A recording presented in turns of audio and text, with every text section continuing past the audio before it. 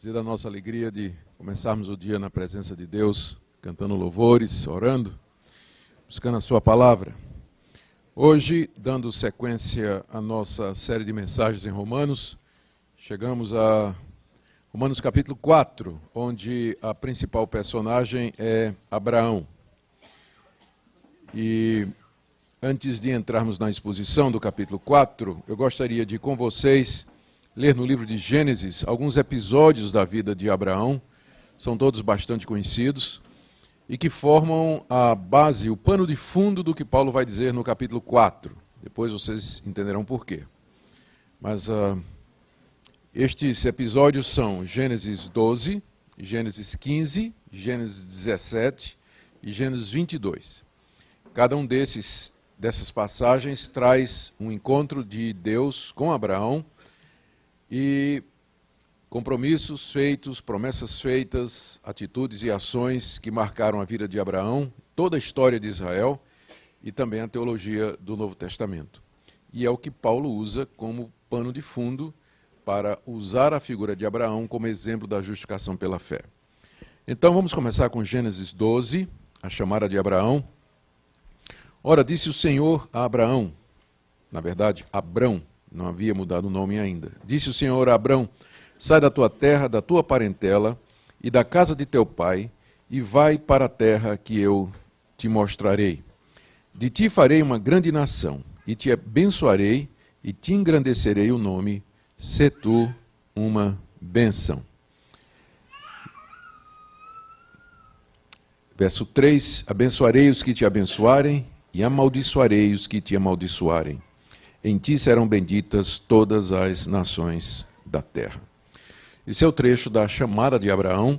Ele estava na terra de Ur dos caldeus, era um pagão, era um idólatra, adorava deuses estranhos. Deus lhe aparece e o chama, o convoca para ir para uma terra distante que ele não conhecia. E lhe faz grandes promessas. A principal delas é que nele, em Abraão, todas as famílias da terra seriam benditas. E o restante do trecho vocês conhecem. Abraão, em fé, obedece a Deus e sai com a sua parentela da sua casa na direção da terra prometida. Os anos se passam e a promessa parece não se cumprir. Abraão peregrina na terra, a terra não é dele, ele não tem descendência, ele já tinha perto de 100 anos, a sua mulher Sara cerca de 90, com o agravante de que era estéril. E como é que na descendência de Abraão seriam benditas todas as nações da terra, se o próprio Abraão não tinha filhos? Então, capítulo 15, vem um outro encontro de Deus com Abraão. Capítulo 15, a partir do verso 1. Depois desses acontecimentos, veio a palavra do Senhor a Abraão numa visão e disse: Não temas, Abrão, eu sou o teu escudo e teu galardão será sobremodo grande. Respondeu Abrão: Senhor Deus, que me haverás de dar, se continuo sem filhos? E o herdeiro da minha casa é o Damasceno Eliezer. No caso do patriarca não ter filhos, quem herdava toda a sua riqueza, fortuna, terras, rebanhos, toda a propriedade era o mordomo. E era só o que Abraão tinha, não tinha filhos. Passaram vários anos desde que Deus apareceu no capítulo 12, não para quem pensa que Deus aparecia todo dia a Abraão, não é? Entre o capítulo 12 e o 15, há um longo período de tempo. Abraão não tinha visão todo dia, como muita gente quer, né? Todo dia tem uma visão. Então, muitos anos se passaram até que Deus apareceu de novo, né? No capítulo 15. E aí, então, disse mais Abraão, verso 3, a mim não me concedeste descendência, e um servo nascido na minha casa será o meu herdeiro, que era exatamente o Damasceno Eliezer. Esse é que haveria de herdar tudo aquilo que Abraão tinha. No verso 4, a isso respondeu logo o Senhor, dizendo, não será esse o teu herdeiro, mas aquele que será gerado de ti será o teu herdeiro. Então conduziu até fora e disse, olha para os céus e conta as estrelas, se é que podes. E lhe disse, será assim a tua posteridade. O que é que Deus fez? Ele disse, não vai ser Eliezer, não. Quem vai ser o seu herdeiro, aquele em quem estas promessas todas haverão de se cumprir, será alguém que será gerado de ti, um filho legítimo teu. Aí toma Abraão, leva para fora da tenda, onde a gente percebe que essa visão foi de noite, numa tenda, e Deus diz: conta as estrelas do céu, se é que podes. A tua descendência será tão numerosa quanto as estrelas do céu. E diz o verso 5, aliás, o verso 6, que Abrão creu no Senhor, e isso lhe foi imputado para justiça. Naquela noite, Abrão creu de fato na promessa de Deus. Contra todas as evidências, contra todas as possibilidades, contra todas as circunstâncias, ele acreditou que Deus haveria de lhe dar um filho em quem seriam benditas todas as nações da terra. E naquele momento, a confiança que Deus teve em Abraão foi imputada a ele, foi creditada a ele como justiça. A fé de Abraão valeu como justiça para ele. Deus o considera justo a partir daquele momento em que ele toma Deus em fé e na sua palavra. Esse é o episódio do capítulo 15. Vamos agora para o capítulo 17. Os anos se passaram, nós sabemos que Abraão deu uma vacilada, não é? Tentou obter a promessa com uma escrava, Agar, por iniciativa de Sara. A coisa quase que degringola, não dá certo, mas Deus trouxe as coisas de volta ao rumo certo. Finalmente nasce então Ismael. Ainda não tinha nascido Isaac, não é? Nasce o Ismael, fruto desse relacionamento. Aí Deus aparece de novo. Os anos passaram, não é? Outra visão, só lembrando, não é? Não era todo dia que Abraão tinha visão. Capítulo 17, a próxima. Quando atingiu Abraão a idade de 99 anos, apareceu-lhe o Senhor e lhe disse: eu sou Deus Todo-Poderoso, anda na minha presença e ser perfeito. Farei uma aliança entre mim e ti, e te multiplicarei extraordinariamente. Extraordinariamente. Prostrou-se Abraão, rosto em terra, e Deus lhe falou: quanto a mim, será contigo a minha aliança, serás pai de numerosas nações. Abrão já não será o teu nome, sim Abraão, porque por pai de numerosas nações te concebi, te constituí. Far-te-ei fecundo extraordinariamente, de ti farei nações, e reis procederão de ti. Reis procederão de ti. Estabelecerei a minha aliança entre mim e ti e a tua descendência no decurso das suas gerações, aliança perpétua, para ser o teu Deus e o Deus da tua descendência. Dar-te-ei à tua descendência a terra das tuas peregrinações, toda a terra de Canaã, em possessão perpétua, e serei o seu Deus. Então Deus reforça a Abraão a promessa que havia sido feita, porque não seria através de Ismael, filho daquela tentativa humana de obter a promessa.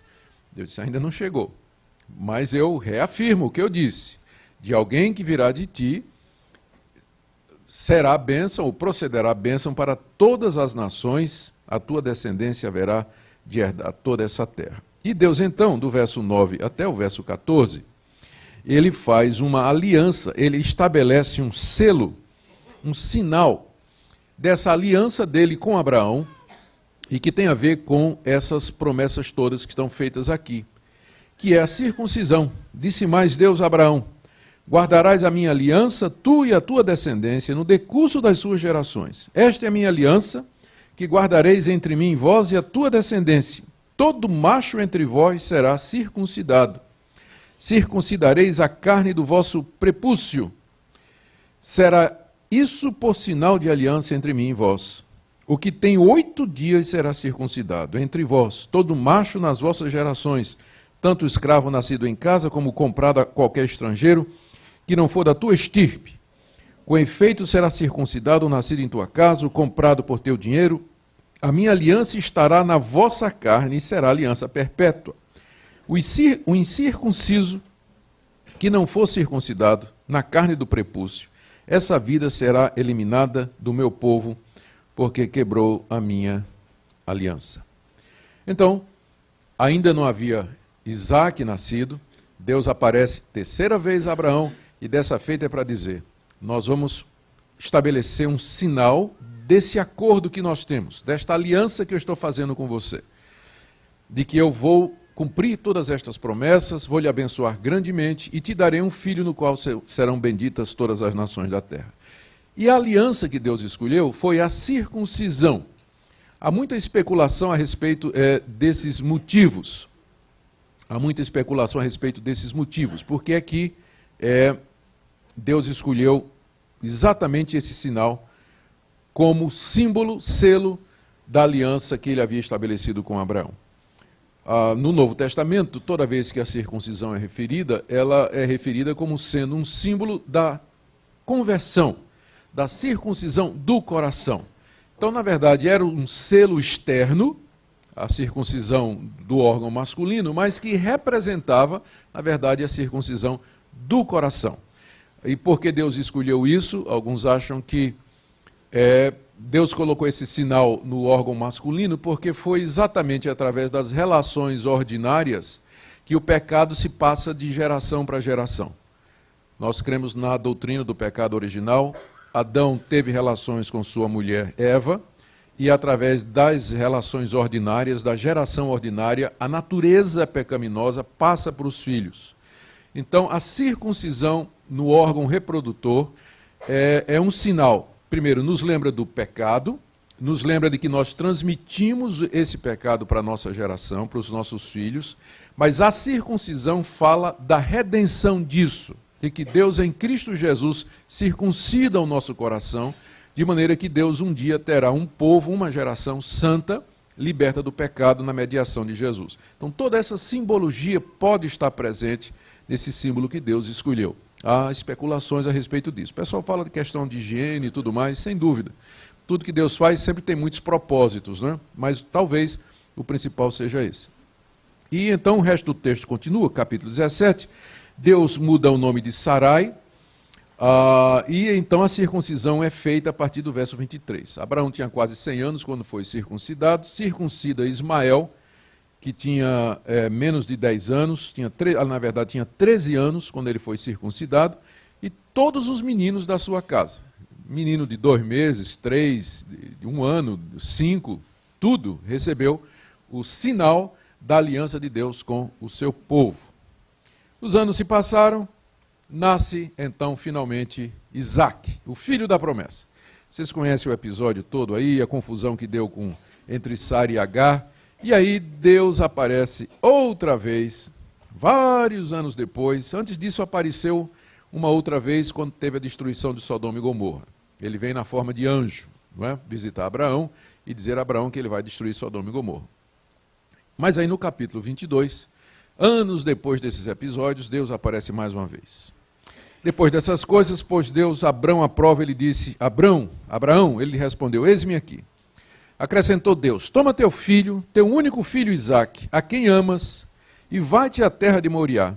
Oferece-o ali em holocausto sobre um dos montes que eu te mostrarei. O que Deus está fazendo aqui? Ele aparece a Abraão e diz, olha, aquele filho no qual eu disse que seriam benditas todas as nações da terra, aquele em quem se cumprirão todas as promessas, eu quero que você mate ele.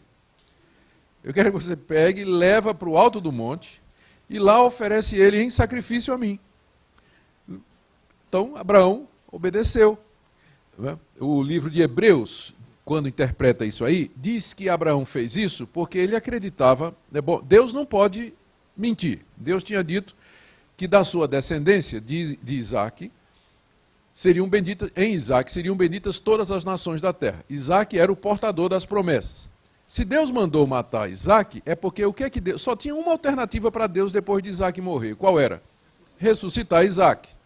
Então Abraão creu que Deus haveria de ressuscitar Isaque, porque ele não podia mentir. Isaque era o portador da promessa.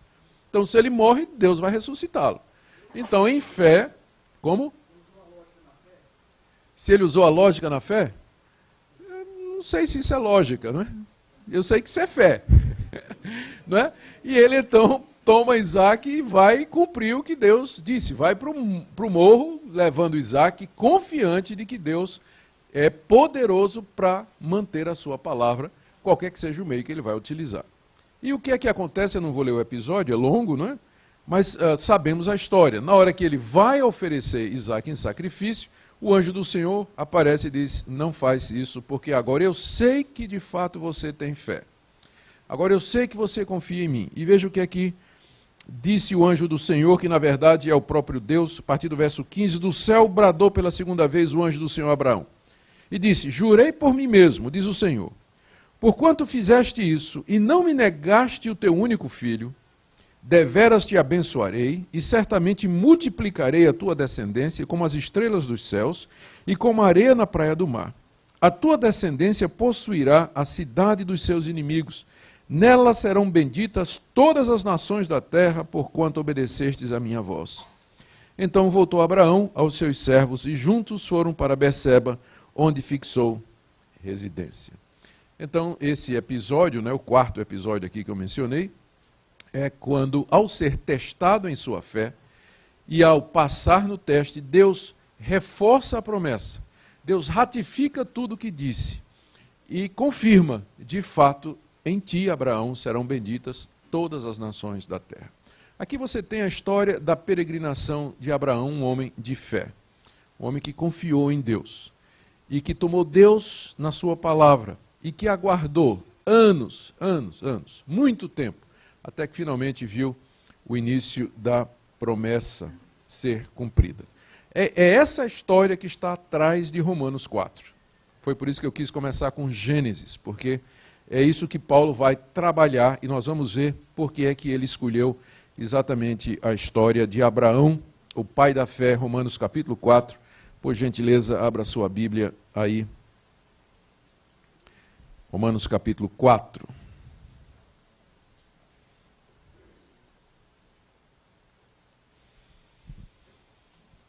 Algumas considerações antes, só lembrando em que altura nós estamos na carta aos Romanos, para a gente não perder o fio da meada.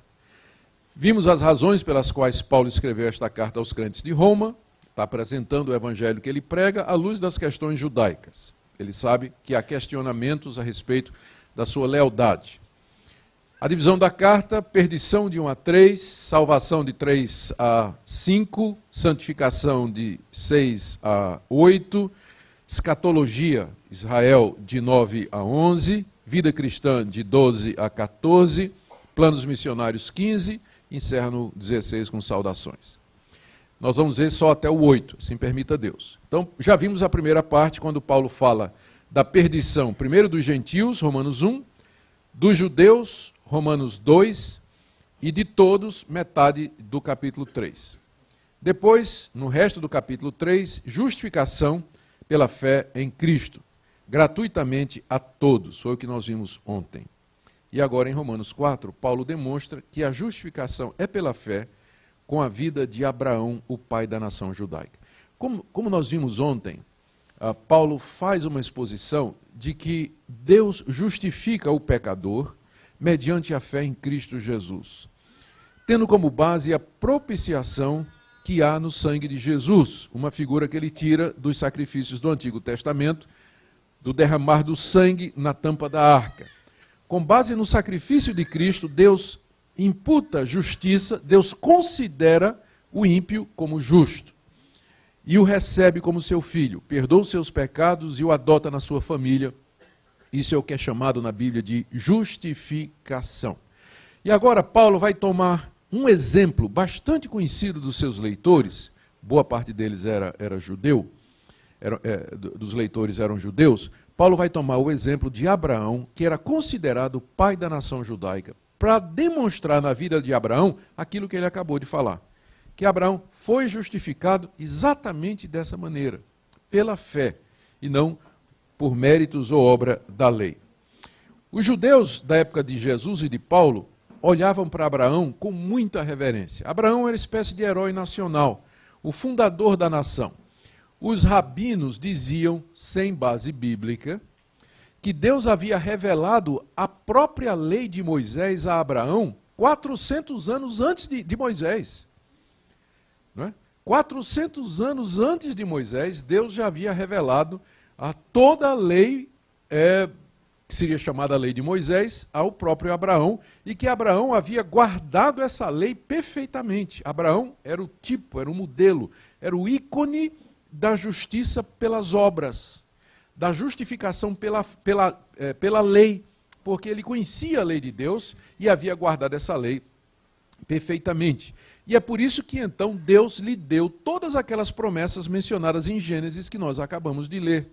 Por que Deus pegou Abraão, tomou Abraão, abençoou Abraão e fez todos aqueles milagres com Abraão, apareceu a Abraão? A resposta é porque Abraão era um guardador da lei. Porque Abraão era um observador da lei, era um homem justo que guardava a piedade requerida e mostrada na Torá. Torá é o nome que eles dão para a lei. E era o pioneiro da piedade da lei que então havia marcado o judaísmo. Era isso que se pensava de Abraão na época de Jesus e de Paulo. Só tinha uma figura que era maior do que Abraão no pensamento dos judeus na época de Jesus e Paulo, que era Moisés. Eles colocavam Moisés, eles davam muita prioridade à aliança que Deus havia feito com Moisés no Sinai, quando deu a lei, entregou as 2 tábuas da lei, a ponto de que às vezes eles esqueciam que Deus tinha feito um acordo com Abraão 400 anos antes de Moisés. Embora Abraão fosse uma figura importante, o pai da fé, aliás, o pai da nação hebraica, o protótipo da piedade da lei, alguém que foi justificado porque guardou a lei, todavia Moisés, porque foi o legislador que recebeu a lei escrita, ele tinha uma predominância maior.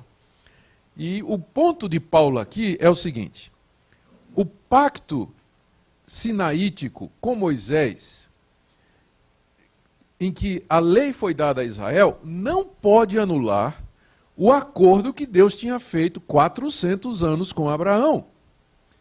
Então, Paulo aqui procura trazer o foco para o lugar certo. A sequência é, primeiro Abraão, o acordo com Abraão, o tratamento de Deus com Abraão, e 400 anos depois a lei. Os judeus, na época de Paulo, enfatizavam tanto a guarda da lei, a justificação pelas obras da lei, que eles esqueciam que antes da lei ser dada, Abraão já tinha sido justificado pela fé. Então, é isso que Paulo quer fazer aqui no capítulo 4. E como eu disse a vocês, são esses os pontos da vida de Abraão que Paulo vai usar na sua exposição, na sua explicação. 12, de 1 a 3, o chamado de Abraão e as promessas que Deus fez. 15, de 1 a 6, quando Abraão vê as estrelas, crê na promessa de Deus e é justificado pela fé. 17, de 1 a 27, quando Deus então institui a circuncisão, e a essa altura Abraão já tinha crido, não é? Abraão já tinha sido justificado, a circuncisão vem depois. E 22, de 1 a 19, quando Deus prova a fé de Abraão, mediante o sacrifício de Isaque, e ratifica as promessas que havia feito. Esses 4 episódios, então, para Paulo, têm um significado extremamente importante. E o argumento de Paulo faz sentido para os judeus, a quem ele escreve, porque eles estão discutindo em cima da mesma base. Ou seja, o Antigo Testamento. O judeu aceitava o Antigo Testamento como palavra de Deus. E Paulo, então, está provando o seu ponto a partir de uma base que os próprios judeus aceitariam. O tipo de argumento que o judeu aceita também. Então, isso torna o capítulo 4 extremamente importante e interessante para nós. E nós podemos dividi-lo da seguinte maneira. Versos de 1 a 8, Paulo explica que Abraão foi justificado pela fé e não por obras da lei, porque a lei não havia sido nem dada. Quando ele olhou para o céu e contou as estrelas e creu. A lei não tinha sido dada ainda. Então ele foi justificado por fé e não por lei. Segundo, ele foi justificado pela fé antes de ser circuncidado. 4, de 9 a 12. Portanto, a circuncisão é uma coisa que vem depois da fé.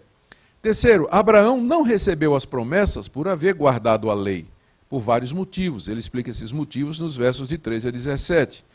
Por fim, Abraão creu em Deus contra todas as evidências e circunstâncias, e ele se torna, então, o modelo ou tipo do verdadeiro crente. Você quer saber o que é um crente? Olhe para a vida de Abraão. É isso que Paulo está dizendo. Você quer saber o que é um cristão? Olhe para a vida de Abraão e você vai saber o que é um cristão.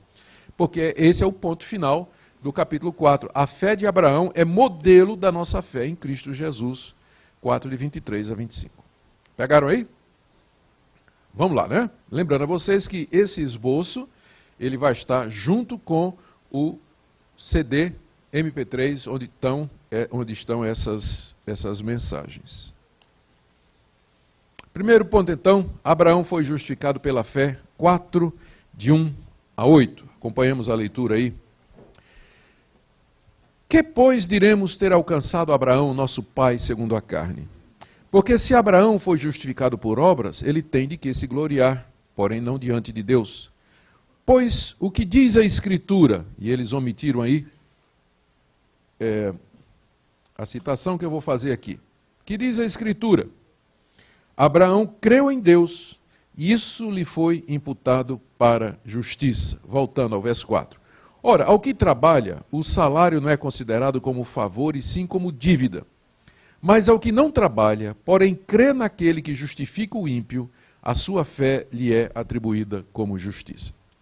Nesses 5 versos iniciais, então, Paulo começa dizendo que Abraão, o nosso pai, é assim que ele se refere a Abraão, né? O que é que diremos? Como é que o nosso pai Abraão, ele está falando como judeu, como é que o nosso pai Abraão foi justificado? Se foi por obras, Paulo diz aí no verso 2, ele tem de que se gloriar, mas não diante de Deus. Quando você considera a situação mesmo de Abraão, diante do Deus santo, justo e verdadeiro, Abraão não tem motivo nenhum de glória, mesmo que ele creu, mesmo que ele obedeceu, mesmo que ele foi fiel, mesmo que ele esperou, ainda assim Abraão não tem de que se gloriar diante de Deus, porque é tudo dádiva de Deus, é tudo misericórdia de Deus, é graça do começo ao fim.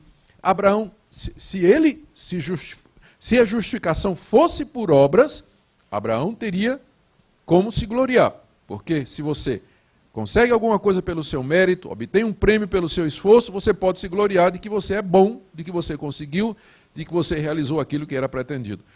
Mas na questão da salvação, não é uma questão de mérito. Quando se fala de salvação, não é uma questão de mérito, é de graça. Por isso, Abraão não tem de que se gloriar. Teria se fosse por obras, mas como não é, ele não tem de que se gloriar. E o que é que a Bíblia diz? Como é que Abraão foi salvo? Pergunta Paulo. E a resposta é a citação de Gênesis 15:6, aquele episódio das estrelas. Paulo diz, ele cita Gênesis 15:6. O que diz a Escritura? Abraão creu em Deus e isso lhe foi imputado para a justiça. A resposta de Paulo, então, a pergunta que ele mesmo faz, a pergunta é, como é que nosso pai Abraão foi justificado? Resposta, a Bíblia diz, ele creu em Deus e isso lhe foi imputado para a justiça, ou seja, Abraão foi justificado pela fé. E em seguida, Paulo faz uma comparação entre os dois sistemas de salvação, 4 a 5. O sistema das obras da lei, que era aquele que era defendido pelos judeus, e o da graça, nos versos 4 e 5. Então ele diz, olha, ao que trabalha, ele está falando agora do sistema do judaísmo. Você se esforça para guardar a lei para ganhar a salvação. Então, ao que trabalha, o salário não é considerado como favor e sim como dívida. É assim que é o sistema de salvação por obras. Você é um trabalhador que depois de ter realizado as suas tarefas, a salvação não é considerada um favor. Deus só está lhe dando o que lhe é devido. Deus lhe deve a salvação, porque você trabalhou para ela. Então, é esse o sistema. Mas, verso 5, ao que não trabalha, mas crê naquele que justifica o ímpio, veja só, Deus justifica o ímpio não tem justiça nenhuma, o ímpio não tem mérito nenhum, ele não tem nada bom, mas Deus justifica o ímpio pela fé. Não trabalha, mas crê naquele que justifica o ímpio, a sua fé lhe é atribuída como justiça. E é considerada então como um favor. Então são dois esquemas. Na salvação por obras e por mérito, você é um escravo que trabalha, cumpre o que você tem que fazer, no final do mês você recebe o salário que lhe é devido. E Deus não está fazendo nenhum favor, Ele deu a você o que você mereceu. Mas no sistema da salvação pela fé, pela graça, você é um ímpio que não tem mérito nenhum, mas a fé em Jesus lhe é atribuída como justiça e vem como favor, ou em resumo, aí está a comparação. No sistema da lei, a justiça é concedida como salário devido ao que trabalha, o que gera glória pessoal. Você pode se vangloriar. Mas no sistema da fé, a justiça é atribuída como favor ao ímpio, que não tem qualquer mérito e, portanto, não gera motivo de gloriar-se. Não gera motivo. Então, Abraão não tinha de que se gloriar diante de Deus, porque ele foi justificado pela fé e não por obras da lei. E a prova que Paulo traz aqui, ele termina essa parte trazendo uma prova bíblica. Lembra que eu falei para vocês do sistema rabínico? Ele começa com um texto, faz uma exposição e fecha com outro texto prova. Ele começou citando Gênesis 15, Abraão creu em Deus, fez a discussão e termina como prova citando o Salmo 32, que é um salmo de Davi. Verso 6, e é assim também que Davi declara ser bem-aventurado o homem a quem Deus atribui justiça independentemente de obras. A citação é do verso 6. E está aí no verso 7. Ele está citando o Salmo 32. Bem-aventurados aqueles cujas iniquidades são perdoadas e cujos pecados são cobertos. Bem-aventurado o homem a quem o Senhor jamais imputará pecado. Davi olha para esse salmo, bastante conhecido nosso, o Salmo 32. Paulo olha para esse salmo e ele percebe aqui que Davi já entendia isso também. Porque Davi diz no Salmo 32, feliz aquele cujas iniquidades são perdoadas, feliz aquele cujos pecados são cobertos, e feliz aquele a quem Deus não imputa pecado. Então, como é que pode ser? Como é que vem essa felicidade, essa bem-aventurança, já que nós somos pecadores, iníquos, indignos de Deus? A única resposta é pela fé nas promessas de Deus. Não por merecimento, não por mérito. O Salmo 32, então, corrobora o que Paulo explica a respeito da justificação de Abraão, que foi pela fé. O segundo ponto agora de Paulo é que Abraão foi justificado, isso aconteceu antes da circuncisão. E, portanto, tem uma implicação muito grande, é que Abraão é o pai da fé, não só dos circuncisos, mas também dos incircuncisos. Ele não é só pai dos judeus, ele é pai de todos que creem em Deus como ele creu. Porque a circuncisão só veio depois. Os judeus se gloriavam que Abraão era o pai da nação de Israel. Paulo diz, não, Abraão é o pai de todo aquele que crê. Porque quando Abraão creu, ele era circuncidado ou incircuncidado? Incircuncidado. Então ele é o pai de todo o que crê. Não é só o pai da nação de Israel, não. Ele é o pai espiritual de todo aquele que crê. É isso que ele diz aqui. Vamos ler 9 a 12. Pegando aqui a sequência, depois de ler o Salmo 32, ele diz, vem, pois, essa bem-aventurança do Salmo 32, bem-aventurado que tem os pecados perdoados. Essa bem-aventurança vem exclusivamente sobre os circuncisos, judeus, ou também sobre os incircuncisos, os gentios? Porque nós dizemos que a fé foi imputada a Abraão para a justiça. Aí Paulo pergunta no verso 10, como lhe foi atribuída? Como é que Paulo recebeu essa justificação pela fé? Estando ele já circuncidado ou ainda incircunciso? Aí ele responde, não no regime da circuncisão, e sim quando ele era ainda incircunciso. E recebeu, verso 11, o sinal da circuncisão como selo da justiça da fé que teve quando ainda incircunciso. Aqui ele está citando Gênesis 17, não é? Aquele outro episódio que eu disse para vocês, quando Deus vem ao encontro de Abraão e lhe dá o sinal da circuncisão. Já faziam anos que Abraão havia crido nas promessas. Recebe o sinal da circuncisão como selo da justiça da fé que teve quando ainda incircunciso. Agora veja, para vir a ser o pai de todos os que creem. Abraão não é só o pai da nação judaica, ele é o pai de todos os que creem, embora não circuncidados, a fim de que lhes fosse imputada a justiça. E sim, claro, pai da circuncisão, isto é, daqueles que não apenas são circuncisos, mas também andam nas pisadas da fé que teve Abraão, nosso pai, antes de ser circuncidado. E note aqui a sutileza do que Paulo está dizendo no verso 12. Ele é pai também dos circuncisos, mas só daqueles que tiveram ou que têm a mesma fé que Abraão teve. Ou seja, você pode ter um judeu circuncidado que não é filho de Abraão, porque não crê. Como Abraão creu. Então, Paulo está excluindo da descendência de Abraão o judeu legítimo, circuncidado, mas que não crê. Esse está fora, esse não é da linhagem de Abraão. Porque a linhagem de Abraão é espiritual. Dentro da descendência genética de Abraão, que são os judeus, a raça judaica, você tem o verdadeiro judeu, aquele que ele mencionou lá no capítulo 2. Lembra? Quem é o verdadeiro judeu? É aquele que é circuncidado internamente. Esse aqui é filho de Abraão, porque anda nas pisadas da fé que Abraão teve. Olha as implicações disso aí.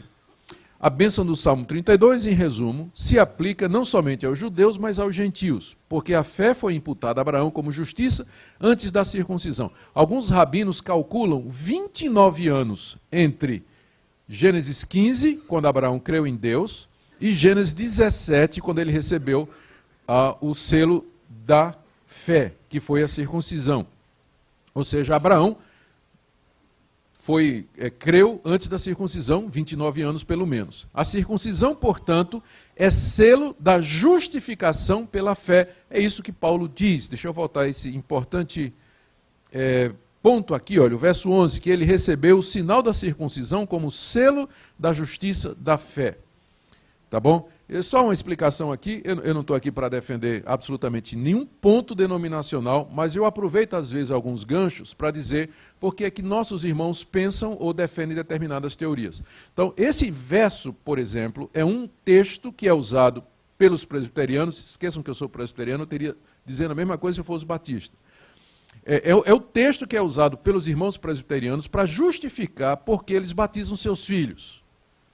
Porque se a circuncisão, que era símbolo da fé, foi aplicada a um menino de 8 dias, de 13 anos, como Isaac, e a crianças de 8 dias, então o batismo, que também é selo da fé, pode ter a mesma relevância. Então esse é o argumento para vocês compreenderem por que é que os irmãos presbiterianos batizam seus filhos. É claro, você vai encontrar irmãos batistas que vão dizer que são duas coisas completamente diferentes e eles têm também os seus argumentos com relação a isso. Ainda bem que essa não é uma questão que nos divide de comunhão, mas eu estou tentando apenas explicar para vocês qual é a base que os que batizam os seus filhos querem usar. É uma questão só disso aí. Eu não faço disso uma questão de briga e nem de dificuldade nenhuma, apenas aproveito para explicar isso aí. Consequentemente, Abraão é pai de todos os que creem, quer judeus, quer gentios, ele é pai de todos que andam nas suas pisadas de fé. Ponto. Vamos para o terceiro ponto. Terceiro ponto aqui, baseado na vida de Abraão, é que ele recebeu as promessas por causa da fé e não porque ele guardou a lei. Aqui o que está por detrás é Gênesis 22, 15 e 19, e Paulo fala disso nos versículos 13 a 17. Acompanhe aqui comigo, olha. Não foi por intermédio da lei que a Abraão ou a sua descendência coube a promessa de ser herdeiro do mundo, e sim mediante a justiça da fé. Pois se os da lei é que são os herdeiros, anula-se a fé e cancela-se a promessa.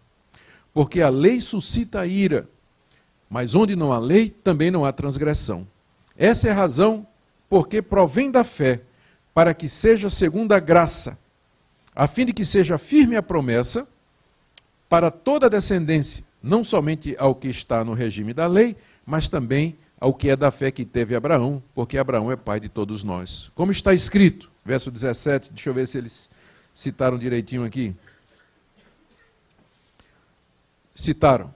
Não, está faltando só uma frase. Por pai de muitas nações te constituí. Ele está citando aqui Gênesis 17, 5. Perante aquele no qual creu, o Deus que vivifica os mortos e chama à existência as coisas que não existem. Aqui nessa passagem aparentemente complicada, Paulo está dizendo que Abraão recebeu a promessa de ser herdeiro do mundo, não por causa da lei, mas sim mediante a justiça da fé, que é o verso 13. O que é que Paulo tem em mente aqui? É aquele episódio de Gênesis 22, que depois dele ter mostrado, Abraão ter mostrado que tinha fé em Deus a ponto de sacrificar o herdeiro das promessas, Deus lhe aparece e ratifica as promessas e diz: em ti serão benditas todas as nações da terra. Então foi por causa da fé de Abraão, e não porque ele guardou a lei, que Deus lhe fez as promessas. Quais são as consequências disso? Primeira consequência no verso 14. Se os da lei é que são os herdeiros, anula-se a fé e cancela-se a promessa. O que é que os judeus na época de Paulo diziam? É que os herdeiros de Abraão, os herdeiros da promessa, são aqueles que guardam a lei. Aí Paulo diz, está errado, porque as promessas foram dadas a Abraão, não porque ele guardou a lei, porque a lei não tinha sido nem dada ainda. Foi dada a ele porque ele teve fé. Ora, se receber a promessa da salvação, de ser herdeiro do mundo, de todas as coisas, é decorrente da fé, então você está anulando a fé e está anulando a promessa que Deus fez a Abraão. Porque isso foi 400 anos antes da lei. Notam que para Paulo é importante a sequência. Primeiro veio Abraão, fé e promessa, e depois veio Moisés, o sistema mosaico e a lei. Então a sequência é essa, que os judeus subvertiam na sua época. Então a primeira consequência é essa. Os herdeiros, está aí as consequências. Os herdeiros da promessa não são os das obras da lei, mas os da fé. Segunda coisa, verso 15. A lei, ela suscita ira. A lei suscita ira, ela não produz salvação, ela só produz a ira de Deus. Por quê? Porque a lei enquadra o pecador e o declara condenado e sujeito ao castigo de Deus. Então, a lei suscita a ira de Deus contra o pecador.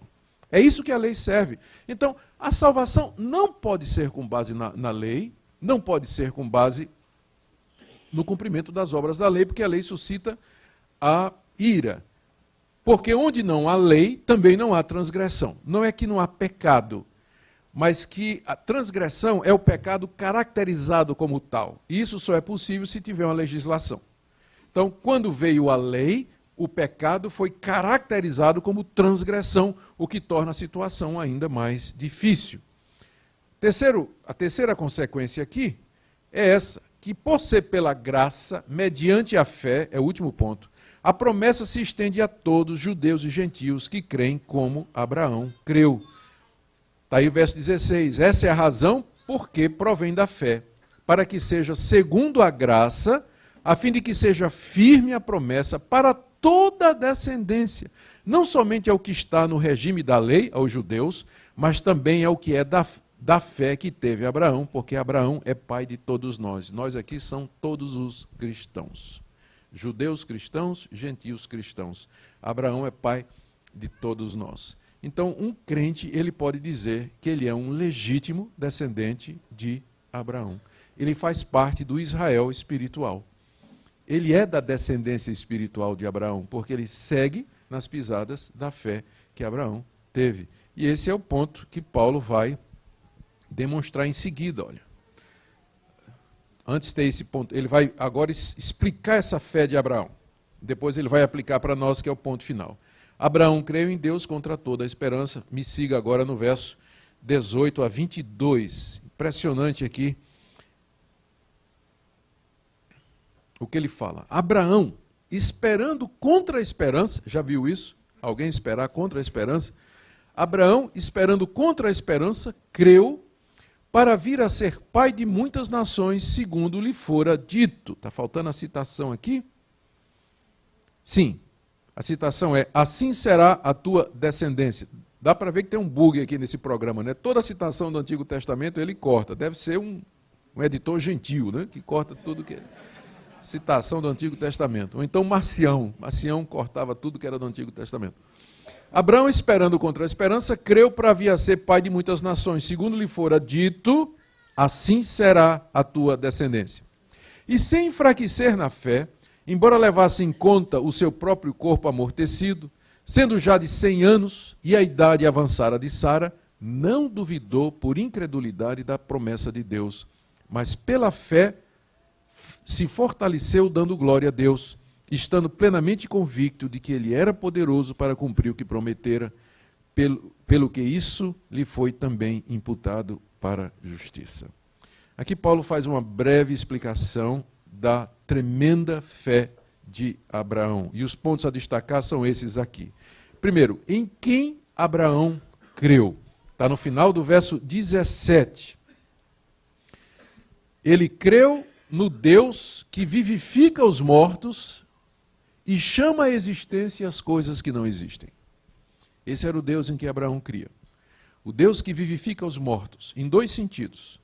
Ele podia vivificar Sara e a ele mesmo, porque os dois estavam mortos, no sentido de que eles não podiam mais gerar filhos. Um tinha 100 anos, outro era 90 e estéril. Pensa numa situação impossível. Mas Deus é o Deus que da morte tira vida. Não é impossível para Deus fazer com que um homem de 100 anos gere um filho de uma mulher estéril de 90. Porque Ele é o Deus que vivifica os mortos e que chama à existência as coisas que não existem. Aqui há uma referência à criação do mundo, quando Deus do nada fez tudo o que existe. Do que não havia, Ele trouxe a realidade visível e invisível. Então, é esse Deus para quem nada é impossível. Então, Abraão creu nesse Deus. Então, é importante não somente a fé, mas em quem a fé é depositada. Porque às vezes as pessoas têm muita fé, mas no Deus errado. Eles têm uma fé muito grande, mas eles têm um conceito errado de Deus. O Deus em que Abraão creu é o Deus do impossível. É o Deus que pode fazer qualquer coisa e particularmente, especialmente, que se dedica a fazer aquilo que Ele promete. O Deus que é fiel a si mesmo, a sua palavra empenhada e a todas as suas promessas. Então, foi nesse Deus que Abraão creu. E é esse o Deus em que nós cremos também. Veja agora os obstáculos à fé. A sua idade, ele tinha quase 100 anos, mencionado no verso 19.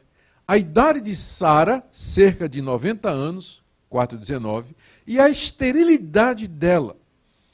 Então, tudo estava contra aquilo que Abraão acreditava. Ele estava, de fato, esperando contra a esperança, não é? Como diz Paulo. Porque tudo ao seu redor dizia, isso não vai acontecer. É humanamente impossível. Isso não tem como acontecer. Mas qual foi a sua atitude diante desses obstáculos? No verso 20, Paulo diz assim que ele, veja aí o verso 20 comigo, ele não duvidou por incredulidade da promessa de Deus. Não duvidou no sentido de que, não é que a fé de Abraão era perfeita, porque teve um momento que ele vacilou, que foi aquele momento em que ele aceitou o projeto de Sara de ter um filho via Agar. Então ali houve uma vacilação.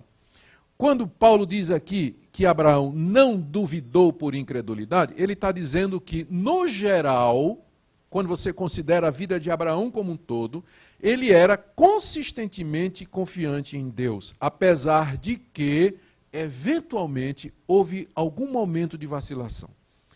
Isso é importante para nós saber, que mesmo um homem como Abraão, ele teve algum momento de vacilação, mas no geral você pode dizer que ele é um homem de fé.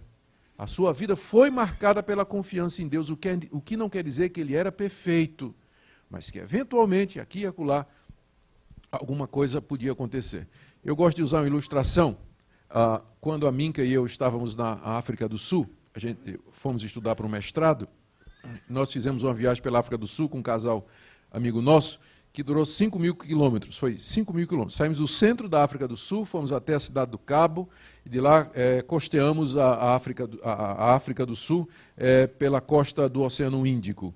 E foi muito bonito, a viagem durou cerca de 2 semanas, foram das melhores férias da nossa vida, a região é muito linda, quem não conhece a África do Sul, puder visitar, é um dos países mais bonitos do mundo, para mim e para minha esposa. E quando nós chegamos de volta lá na cidade onde estávamos, perguntaram para nós se a viagem tinha sido boa e se o carro tinha dado problemas.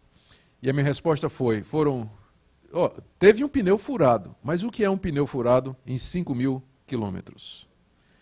Então, se o seu pneu fura a cada 10 metros, tem uma coisa errada, né? Não é isso? Na vida do cristão, se o pneu arreia a cada 100 metros, tem alguma coisa errada. Se é uma furada a cada 5.000 quilômetros, então você pode dizer que não teve problemas. Foi uma viagem tranquila, sem dificuldade nenhuma, porque o que é uma furada de pneu a 5.000 quilômetros?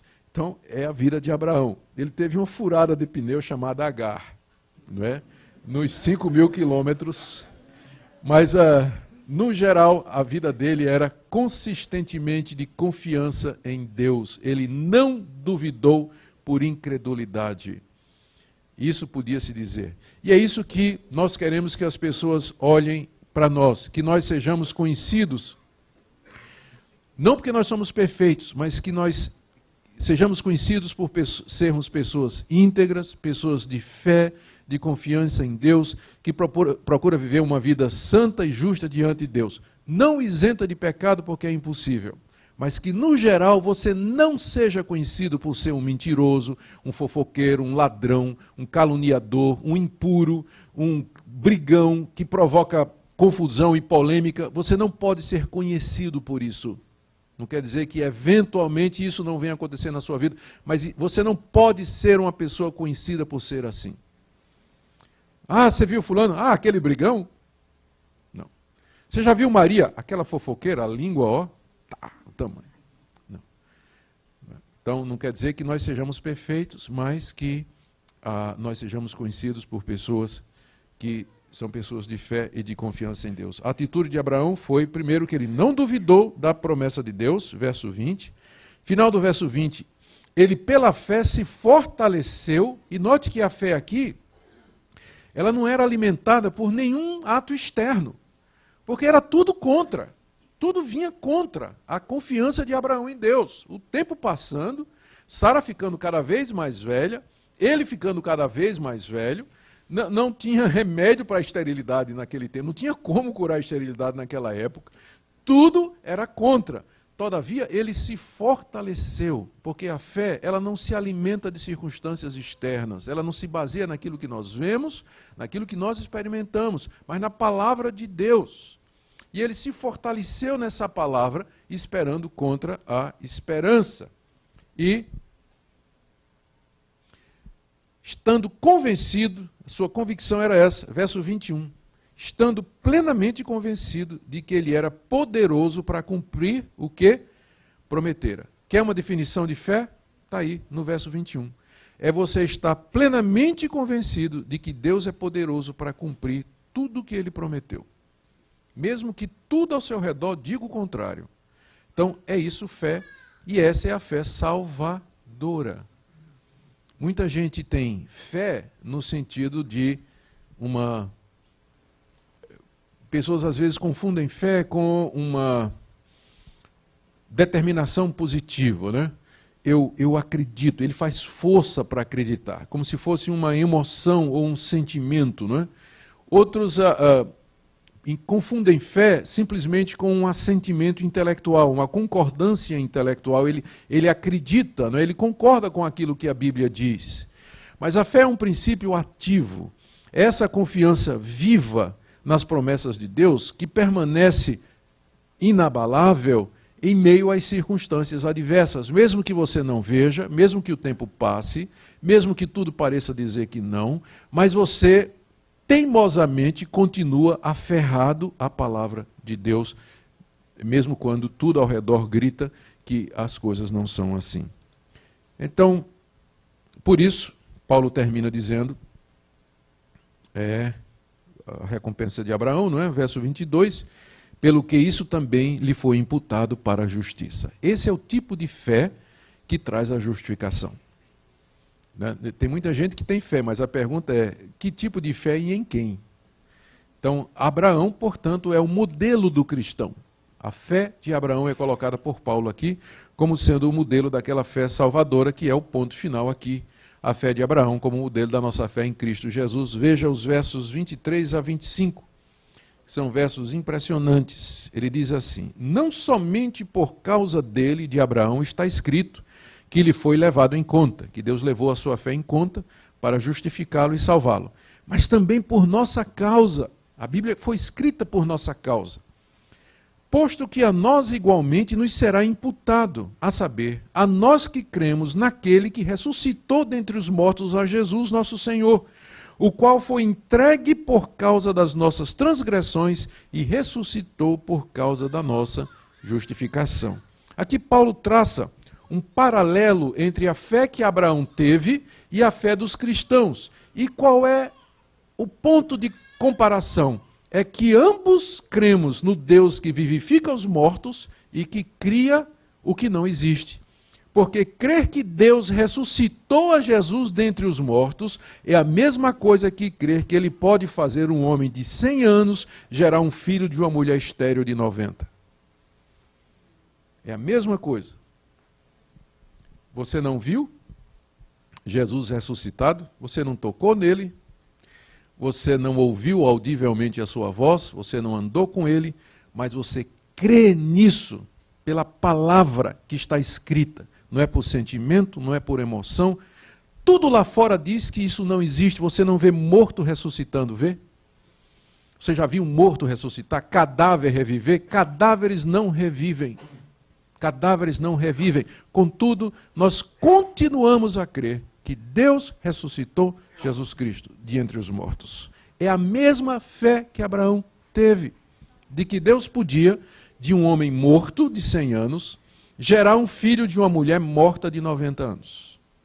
É a mesma coisa. É por isso que Abraão é colocado aqui como tipo da nossa fé. E Paulo diz que isso foi registrado no Antigo Testamento, não somente por causa de Abraão, mas por nossa causa, para que nós tivéssemos em Abraão um modelo, um tipo do que é que significa crer, da justiça que vem pela fé e não por obras da lei. E aqui no verso 25, ele faz um resumo da obra de Cristo. Ele diz que Cristo foi entregue por causa das nossas transgressões. Por que que ele veio morrer? Por que que ele veio padecer? Por que que ele sofreu? A resposta é por causa das nossas transgressões. Ele já havia provado no capítulo 1 e no capítulo 2, metade do capítulo 3, que todos nós somos transgressores da lei de Deus. Quer seja a lei escrita no coração, na consciência, vista na natureza ou revelada nos escritos de Moisés. Nós transgredimos a vontade de Deus. Cristo veio por causa disso. Ele veio por causa das nossas transgressões, para que nós pudéssemos ser salvos, não pela guarda meritória da lei, porque isso é impossível, devido ao nosso estado, mas mediante o seu sangue derramado como propiciação. E ele ressuscitou por causa da nossa justificação. Em que sentido a ressurreição de Cristo? Geralmente a gente pensa na morte dele como base da justificação, mas Paulo diz que é a ressurreição também. Porque na hora que Cristo ressuscita, ele vence a morte, ele quita completamente qualquer dívida que nós tínhamos com a morte.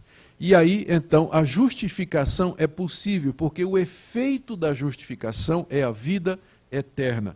Então, ele não somente tinha que pagar a nossa dívida, as nossas transgressões, mas ele tinha que vencer a morte, para que nós também um dia pudéssemos ressuscitar e viver como justificados mediante a graça. Amém? Vamos terminar então. Conclusões. Paulo aqui deseja deixar claro, no capítulo 4, que o evangelho que ele prega não é nenhuma novidade. É a mesma religião que Deus revelou a Israel. Viram o que é que Paulo está fazendo aqui? Ele está dizendo aos romanos, gente, o evangelho que eu quero pregar não é nenhuma heresia, não é nenhuma novidade. É o evangelho de Abraão. Eu estou pregando a continuação da religião do Antigo Testamento. Porque um cristão é um judeu realizado, né? É o judeu realizado. Então, o cristianismo é a realização do judaísmo. Então, eu não estou trazendo aqui nenhuma novidade. Tanto é que ele explica o evangelho a partir de Abraão, o que é considerado o pai da nação judaica, né? Então, ele ensina a partir dali, aquele que recebeu a circuncisão. Então, com isso, ele quer tirar, em primeiro lugar, qualquer suspeita da Igreja de Roma, de que a Igreja de Roma, ao apoiá-lo, estaria apoiando, assim, um falso profeta, ou alguém que está trazendo uma novidade, um missionário que tem uma ideia nova. Não, não, diz Paulo, eu sou conservador. Pode ficar tranquilo, eu não sou inovador, não estou trazendo aqui ideia nova, não estou tirando coelho da cartola, eu estou pregando o Evangelho, a mensagem que vem desde o Antigo Testamento e que foi corrompida pelo judaísmo do Segundo Templo, pelo judaísmo da nossa época, que transformou a religião de Abraão numa religião legalista, meritória, de guarda da lei, salvação por obras, por mérito, que não foi nada disso que Deus revelou a Abraão e muito menos a Moisés. Então, eu estou, na verdade, pregando a verdadeira religião. Ele deseja mostrar também que os que creem em Jesus Cristo, quer judeus, quer gentios, são os legítimos filhos e herdeiros de Abraão. E nesse ponto aqui, Paulo tem um objetivo, que é quebrar as barreiras entre judeus e gentios, porque mesmo os judeus que tinham se convertido ao cristianismo, na época de Paulo, tinham dificuldade em conviver com os cristãos que não eram judeus, porque eles tinham dificuldade em comer a comida dos gentios, eles ainda mantinham alguma lealdade com o templo, com algumas coisas da lei cerimonial. Então havia essa dificuldade, e Paulo procura mostrar que em Cristo Jesus somos irmãos, judeus e gentios. Há algo que nos une mais e mais profundamente a ponto de quebrar a barreira de separação. Por isso que é importante o testemunho de Abraão no capítulo 4. Portanto, a Igreja de Roma não estaria apoiando nenhuma heresia, mas a mensagem da salvação que teve início no Antigo Testamento e continua em Cristo Jesus. Esse é o ponto de Paulo aqui, é isso que ele quer fazer no capítulo 4. Que aplicações nós podemos ter para nós aqui? Eu pensei, tinha tanta aplicação aqui que eu acabei fazendo quase nenhuma, né? Porque é auto-aplicável, né? É o tipo de coisa que você vai aplicando à medida que nós estamos expondo aqui. Mas talvez esteja gente aqui que pense que ter fé é determinar a Deus o que Deus tem que fazer. Sinceramente, você acha que, à luz, por exemplo, desses episódios de Gênesis e de Romanos 4, que essa tese de que uma pessoa de fé é aquela que determina a realidade, isso se sustenta biblicamente? Fé, na verdade, é o contrário. É você confiar naquilo que Deus determina, naquilo que Deus diz que vai fazer. É você aguardar o tempo de Deus. Abraão recebeu a promessa, creu, e quantos anos se passaram até que a promessa se cumpriu? Aguardando, aguardando. Hoje em dia, o conceito de fé, em alguns círculos evangélicos, é de que você é tão poderoso espiritualmente que você decreta aqui e agora a bênção e aquilo que você quer. É muito diferente do que você vê na Escritura Sagrada. Por esses critérios que vocês veem hoje aí, sendo difundidos e espalhados, Abraão não tinha fé nenhuma. A fé de Abraão era um presbiteriano, sorveteriano católico, né? Meio católico. Não tinha o fogão, a unção e o poder, né? Então, provavelmente Abraão seria qualificado assim, porque quanto tempo, né, ele esperou, aguardou, a coisa não se cumpria, e ele aguardando, se queixando de Deus que estava demorando, e Deus dizendo, calma, calma, e ele segurando ali, até que finalmente Deus atendeu o seu pedido. Talvez, aliás não, com certeza há irmãos aqui que se sentem atacados pela incredulidade e têm dificuldade em crer em Deus e nas suas promessas. Eu me refiro não a promessas particulares que às vezes a gente tem a impressão que Deus nos fez. Eu vou dar um exemplo. Quando eu me converti, aos 22 anos, eu me senti chamado por Deus para pregar o Evangelho, e minha paixão por pregar o Evangelho e ser um missionário era tão grande que eu acreditava que eu tinha o dom do celibato. Eu queria ficar como Paulo, sem casar, sem ter mulher, para não me atrapalhar. Queria pregar o Evangelho. Não me atrapalhar. Espera aí. Um dia, em Recife, eu fui a um encontro de jovens no navio Doulos. Alguém já ouviu falar? Lembra desse navio Doulos? Fui lá, encontro de jovens, ver o irmão André falar de contrabandear a Bíblia para a Rússia. Quando eu vou saindo de lá, eis que no meio da multidão, um par de olhos azuis brilha no meio de tudo mais, e naquela hora eu descobri que eu não tinha o dom do celibato. Eu tive a nítida impressão, quando vi a Minka pela primeira vez, era como se Deus dissesse, é ela. Não é? É ela. E eu, então, se é ela, eu vou atrás, né? Saí atrás, descobri, driblei as dificuldades, descobri onde ela morava, telefone e tal, ligo para ela. Eu gostaria de lhe conhecer. Resposta dela, eu acho que meu namorado não tem problema se eu fizer mais uma amizade e tal, né? Então, esperando contra a esperança, um ano depois, num acampamento Palavra da Vida, lá em Recife, Os olhos azuis chegam para mim e dizem assim: eu só queria dizer que eu acabei o namoro.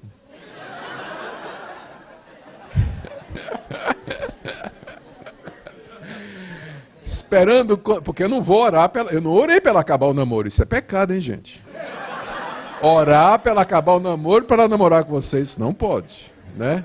Então, esperei contra a esperança. Então, entende? Eu não estou falando aqui desse tipo de impressão que você tem que Deus está lhe guiando individualmente, porque são promessas particulares, é uma relação particular de Deus com você, é uma impressão, pode ser verdade, pode não ser, não é disso que Paulo está falando aqui. Às vezes as pessoas confundem. As promessas que são mencionadas aqui são as promessas públicas de Deus na Escritura, ou seja, que quem crê em Jesus Cristo tem a vida eterna. Essa não é uma promessa particular, ela é pública e é geral, é para todos os que creem. É disso que Paulo está falando aqui. Então, quando eu digo aqui, nessa aplicação, que se você se sente, às vezes, atacado pela incredulidade nas promessas de Deus com relação à vida eterna, a salvação em Cristo Jesus, o céu, a glória, o perdão, você se lembre de que é como Abraão, ele creu contra a esperança, porque tudo ao nosso redor diz que isso é humanamente impossível. Você não vê Deus, você tem a ciência aí querendo dizer que tudo é obra do acaso e do tempo, pelo processo da evolução.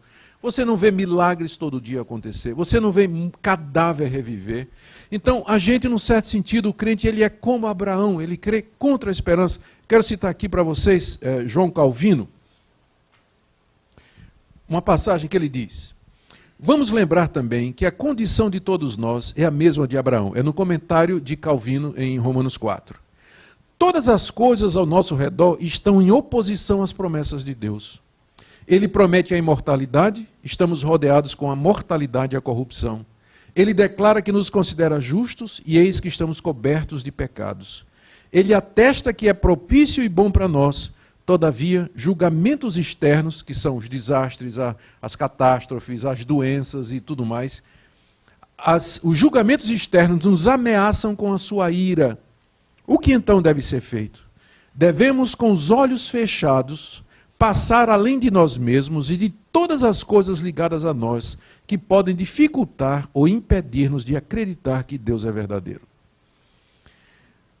Ficar firme, usando um termo comum, né? Trincar os dentes e ir em frente. Deus, eu creio em Ti, creio na Tua palavra, creio na Tua promessa, mesmo que tudo ao redor pareça dizer o contrário. E você não estará só.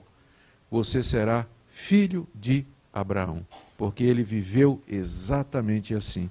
E se você acha que só Abraão não basta, Hebreus 11, a galeria dos heróis da fé. Todos eles viveram pela fé, esperando, aguardando, e muitos não viram absolutamente nada daquilo que esperavam. Então, é isso que é crer em Deus para a justificação.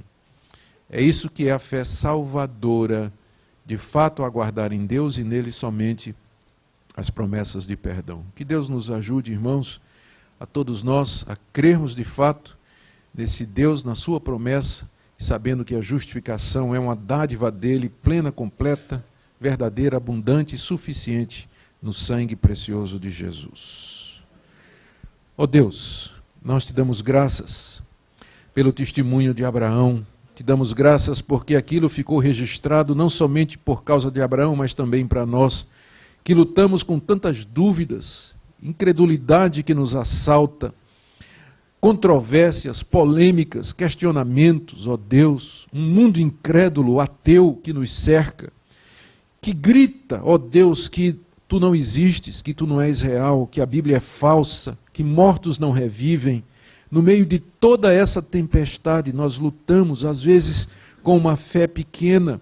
Aumenta-nos a fé, ó Deus, tem misericórdia de nós. Ajuda-nos a não vacilar nem duvidar de Ti, até aquele dia em que o Senhor Jesus será revelado plenamente a esse mundo. E que os ateus, incrédulos, agnósticos e zombadores serão destruídos da Tua presença. E quando o Teu povo haverá de se alegrar em Ti, ao ver o cumprimento da sua fé e das promessas. Abençoa-nos, ó Deus, em nome de Jesus. Amém.